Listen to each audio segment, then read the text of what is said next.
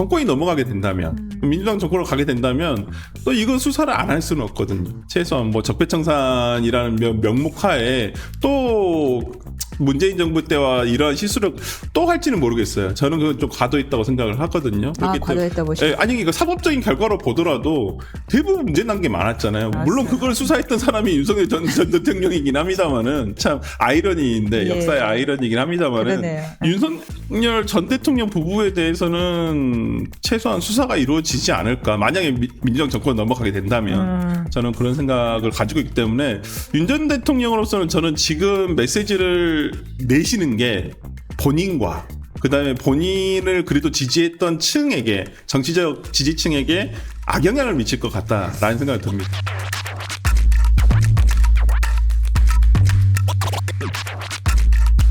할인 전원일치 의견에 따른 파면 결정이었습니다. 법조인으로서 현재의 결론 어떻게 평가하십니까? 결정문 자체로만 보면 굉장히 깔끔하게 써졌다. 그러니까 물론 그 내용적으로 봤을 때는 그걸 그대로 다 받아들이지 못하신 분도 물론 계시겠지만은 마음으로 뭐 그렇더라도 상당히 고심을 하고 그다음에 어떤 단순히 법리적인 부분만이 아닌 어떤 이 현재 결정 이후의 사회적 혼란이라든지 정치적인 상황까지도 모두 다 고려를 해가지고 작성을 했다라는 느낌을 받았습니다. 굉장히 뭐 제 개인적인 예측은 당연히 빗나갔지만은 어떤 큰 우리가 그러니까 저는 그런 생각이 들었어요. 결정문을 다 듣고 난 다음에 다 보고 난 다음에 가장 먼저 든 생각은 2024년 12월 3일 날 밤이었습니다. 그날 밤 내가 처음 비상계엄이란 뉴스를 접했을 때 어떤 느낌이었지? 네, 라고 생각을 다시 한번 해보게 됐거든요. 이제 그때 당시로 돌아가서 생각을 해보면, 어찌 보면 윤석열 전 대통령의 어떤 파면은 예정된 것이었구나. 저도 12월 달에 제가 방송에서 나가서 한 얘기들은 대부분 당연히 인용돼야 마땅하다. 이건 비상계엄의 요건에 해당하지가 않는다. 그러니까 특히나 윤 대통령이 제일 처음에 비상계엄을 선포하면서 그다음에 헌법재판소에 제일 처음에 얘기를 했던 것이 예방적 계엄, 그다음 경고형 계엄 이렇거든요. 그럼으로써 뭐 계몽령이란 말도 나오기 시작했었고 그랬었는데 저는 이제 그때 제가 말씀드린 것은 어떤 예방적 계엄이란 것은 없다. 왜 그러냐면 우리가 헌법책을 저도 다시 한번 봤어요. 이거 오랜만에 다시 봤는데 비상계엄 요건에 보면 다 사후적으로 돼 있어요. 비상계엄이란 것은 사후적 조치이지 어떤 미리 예방적으로 할 수 있는 것은 아니다라는 것이 기본 전제였거든요. 그러한 면에서 대통령이 어떤 그런 뭐 예방적 계엄, 경고형 계엄이란 것을 당연히 헌법재판소로서는 계엄의 요건에 해당하지 않았고 당연히 그로 인해서 야기된 대한민국 혼란, 그다음에 대통령으로서의 국정 운영을 더 해갈 수 없다는 중대한 위법까지 있다라고 이번에 설치를 함으로써 저는 뭐 내용적으로는 저는 뭐 그렇게 큰 불만이 있거나 이건 정말 이상하다 이 정도의 결정문은 아니었던 것 같습니다. 그 말씀을 주셨네요. 12월 3일에 국민들이 느꼈던 그 감정을 아마 헌법재판소에서는 국민들에 대한 배신, 배반이라는 표현으로 썼던 것 같아요.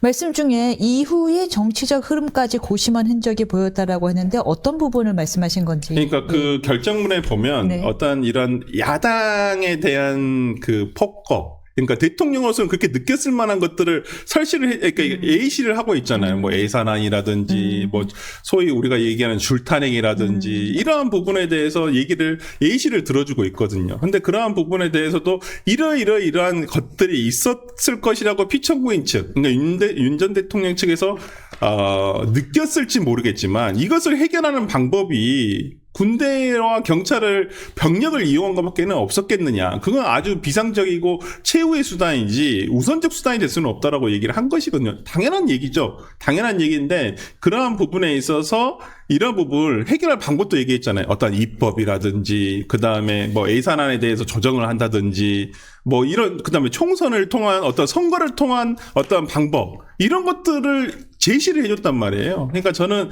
앞으로 민주주의 사회에서 어떤 그 어떤 우리가 비상계엄에서 헌법에서 정하고 있는 요건에 해당하지 않은 경우라고 한다면 사회적 갈등과 정치적 혼란 등을 어떻게 풀어가야 되는지에 대해서 저는 제시를 했다고 봅니다. 어떤 선거가 있다면 선거를 통해서 이런 부분 권력지향을 바꾸도록 하는 건 노력을 하는 것이 맞지 않겠느냐. 그다음에 야당과의 대화와 타협을 통해서 이런 것을 해가야 되지 않겠느냐라고 이제 저는 헌법재판소에서 제시를 했다라고 보고 앞으로 우리가 이런 사회에 있어서 이게 지침이 돼야 된다. 라고 얘기할 정도가 됐기 때문에 저는 헌법재판소에서도 이러한 부분이니까 뭐 성향을 불문하고 이러한 부분에 대해서는 얘기를 해줬다고 봅니다. 말씀하신 부분이 아마 결정 부분일 텐데요. 한번 잠깐 읽어볼까요? 해당 부분을요. 만약 국회의 반대 등으로 인하여 주요 정책을 실현할 수 없으며 선거제도나 관리에 허점이 있다고 판단하였다면 헌법 개정안을 발의하거나 혹은 주요 정책을 국민투표에 붙이거나 정부를 통해서 법률안을 제출하는 등 권력 구조나 제도를 개선할 수 있었다. 혹은 헌법재판소에 정당의 해산을 제소할 건지도 검토할 수 있었다 등의 대안을 적시했는데 윤 전 대통령이 활용할 수 있는 것들이 있었을까요? 저는 개헌안, 그러니까 개헌이 아니라 차라리 개헌안을 제시했더라면 오히려 좀 더 긍정적인 방향으로 흘러가지 않았을까. 개헌안을 제시했다면. 네, 개헌. 예, 어떤 방법, 어떤 방향으로. 예. 그러니까 예를 들어서 지금 뭐 권력 구조에 대한 개헌이 뭐 지금도 어제도 바로 우원식 국회의장이 제안을 하지 않았습니까? 그리고 이건 분명히 87년도 헌법 체제를 바꿔야 한다는 거에서는 대한민국 국민이 반대할 사람이 아무도 없을 거예요. 특히나 정치인들 중에서도 더 반대할 사람은 없을 거라고 생각을 합니다. 공감대는 다 이루어져 있어요. 물론 변경은 해야 되지만 어느 방향, 어떤 식으로 방향이 문제죠. 방향에 이제 각자 다른 생각을 가지고 있겠지만 이제 그건 합의라를 해야 되겠죠.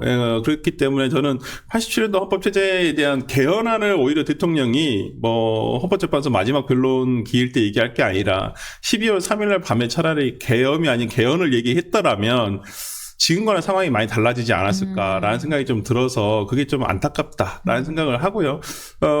특히나 이제 개헌안이 물론 이제 뭐 민주당 반대가 있을 수 있습니다. 하지만 반대가 있다 해서 이걸 제안조차도 안 하는 건 문제가 있거든요. 심지어 문재인 대통령도 그 다수당일 때도 제안은 했었거든요. 물론 철회가 되긴 했습니다만은, 폐기가 되긴 했습니다만은, 그렇기 때문에 오히려 윤석열 대통령 전 대통령 입장에서는 오히려 이러한 부분을 정치적으로 좀 풀어갈 생각을 했었으면 어땠을까. 그걸로 새롭게 국민의 지지를 얻었을 수도 있었고요. 그리고 좀 돌이켜 생각을 해보면 작년 하반기 때부터, 그러니까 2024년도 9월 이후에 있었던 어떤 그 정부 여당과의, 그러니까 그 한동훈 대표 체제와의 갈등을 이렇게 표면적으로 드러낼 문제였었을까. 그때 그 한동훈 대표의 갈등이나 이러한 부분 등에 있어서 내부적으로 좀 잘 단속을 하고, 그 다음에 한동훈 대표가 이끌고 있는 국민의힘을 어떻게 하면 좀 잘 그나마, 뒷받침할 수 있었을까. 본인이 조금, 앞서가는 게 아니라 오히려 뒷선으로 물러나면서,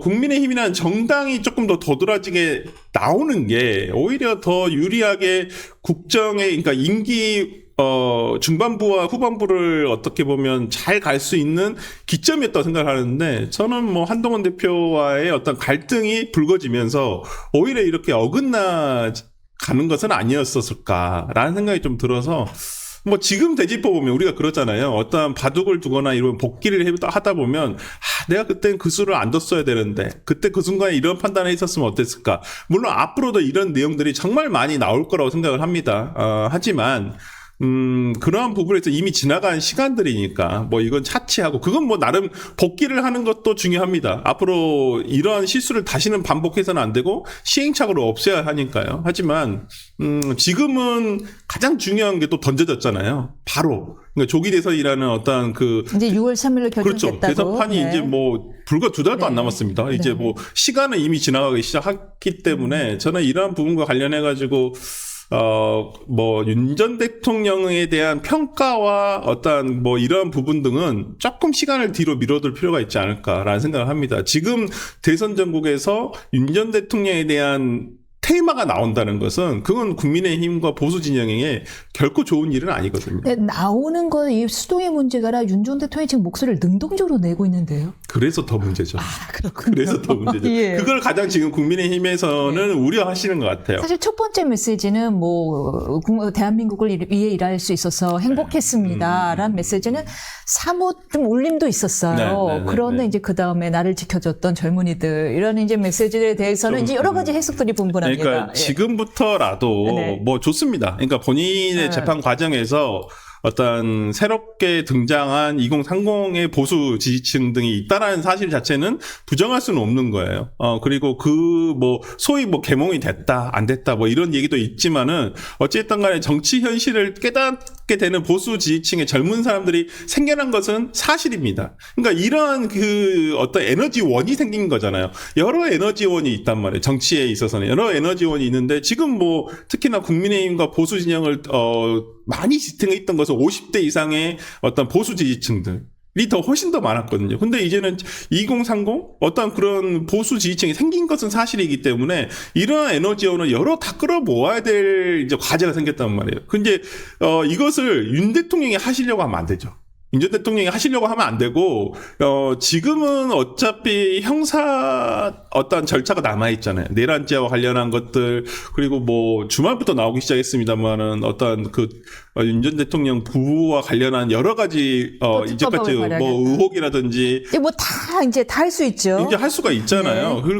그리고 이제 만약에 정권이 넘어가게 된다면, 민주당 정권으로 가게 된다면, 또 이거 수사를 안 할 수는 없거든요. 최소한 적폐청산이라는 명목하에 또 문재인 정부 때와 이러한 실수를 또 할지는 모르겠어요. 저는 그건 좀 과도 있다고 생각을 하거든요. 과도 있다고 보시죠. 아니, 이거 사법적인 결과로 보더라도 대부분 문제 난 게 많았잖아요. 물론. 직권남용 등은 거의 다 문제 나왔어요. 물론 그걸 수사했던 사람이 윤석열 전 대통령이긴 합니다만은, 어쨌든 간에 참 아이러니인데, 역사의 아이러니이긴 합니다만은, 윤석열 전 대통령 부부에 대해서는 최소한 수사가 이루어지지 않을까. 만약에 민주당 정권 넘어가게 된다면, 저는 그런 생각을 가지고 있기 때문에, 윤 전 대통령으로서는 저는 지금 메시지를 내시는 게 본인과 그다음에 본인을 그래도 지지했던 층에게, 정치적 지지층에게 악영향을 미칠 것 같다라는 생각이 듭니다. 지금 설 변호사님 의견을 좀 유익 있게 들어줬으면 좋겠는데, 유념해서 문제는 14일부터 이제 내란죄에 대한 형사 재판이 시작이 될 텐데,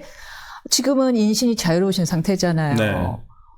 포토라인에 이제 그분이 과연. 이제 할 수 없죠. 그건 본인이 감수하셔야 될 내용이고. 과연 이제 이거는 과연 그 포토라인에서 조용히 입장을 하실지, 스타일이 그러신 스타일이 아니어서 국민의힘 입장에서도 조마조마할 것 같아요. 이제 메시지가 나오면 국민의힘으로서도 이제 통제가 안 되잖아요. 안 되죠. 원래 그 전부터도 통제가 안 됐지만은, 이게 통제되지 않은 윤석열 대통령 측의 메시지가 분명히 영향은 있거든요. 이게 영향이 아예 없다, 이렇게 얘기할 수는 없다고 생각을 하고요. 어떤 보수 지지층 내에서도 여러 스펙트럼 중에서도 상당히 그러니까 좀 강성 지지층에게는 분명히 이 영향력이 미칠 것이라고 생각을 하기 때문에, 그 뒤에 어떤 리액션, 그러니까 지지층 내에서의 어떤 리액션, 그 다음에 지금 국민의힘에서도 탄핵 찬성파와 탄핵 반대파가 있습니다만은, 거기에 좀 주로 스피커로 나오시는 분들은 탄핵 반대파들이 훨씬 더 윤상현, 나경원, 김기현 의원, 또 뒤에 오시겠죠. 이런 의원들이 또 어떤 리액션이 정치권에 나오기 시작하면, 이건 국민의힘이 진짜 그냥 자중질환으로 가는 길이거든요. 그래서 지난 주말에 그나마 비교적 지지층 내에서는 어떤 이런 탄핵 이후에, 파면 이후에 어떤 혼란은 수월하게 넘어간 편이었어요. 큰 혼란 없이, 그리고 큰 어떤 소리 없이. 상당히 평온했어요. 네, 상당히 평온. 그러니까 저는 그랬거든요. 아니, 이게 광장에 나오신 국민들이 전부가 아니다. 대부분은 자기가 사회 곳곳에서, 그리고 가정 곳곳에서 자기의 역할과 자기 위치에서 제일 일을 하는 국민들이 대다수거든요. 그리고 이제 선거라는 어떤 합법적인 자기가 의사 표현을 할 때가 되면 그냥 투표소로 오셔가지고 투표를 하시는 거예요. 그게 대다수의 국민이거든요. 길거리에 나오신 분들이 정말 열의가 있으시고 본인이 적극적인 의사 표현을 하시는 대부분 국민들이 있으시겠지만, 그 부분 100만 명이 나온다고 한들 그분들이 여론의 대다수를 차지하지는 않잖아요. 그렇기 때문에 저는 다행히 어떤 거리에서의 소요라든지 이런 부분이 없이 각자의 자리로 돌아갔다는 부분에 저는 긍정적으로 평가하고 싶고, 이러한 것들을 잘 정치권에서 이끌어줘야죠. 가이드라인을 해서 그다음에 이 차기 다음 어떠한 정치적인 이벤트라는 대기 조기 대선이 있기 때문에 여기는 그 에너지원을 잘 끌고 가는 역할을 해야 되는 게 정치인의 역할이라고 봅니다. 정치인의 역할이다.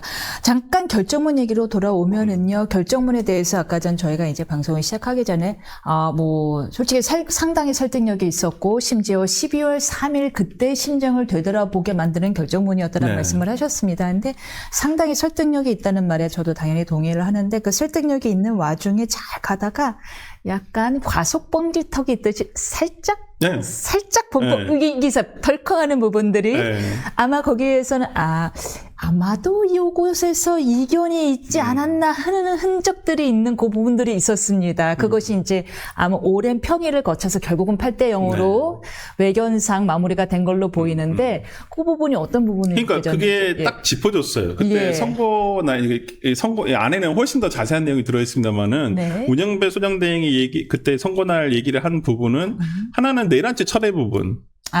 내란죄 철회 부분과 관련해가지고는 뭐 사실관계가 동일하고 이 부분과 관련해가지고, 형사소송법의 공소장 철회에 준하는 어떤 이러한 것들과는 좀 다르다.